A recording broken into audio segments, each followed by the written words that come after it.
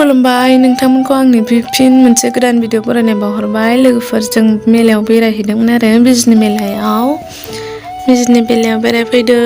नै बिराद मानसि जादोंना आयौ आयौ आयौ आयौ मानसियानो ओरैबायदि मानसिनि हाबखावनोनो लामा मोनलाया आरोना एकदमबारे बिदियाव बोरै भिडिअ खालामनो साननानै आङो भिडिअखौ बानायजायासै आरोना।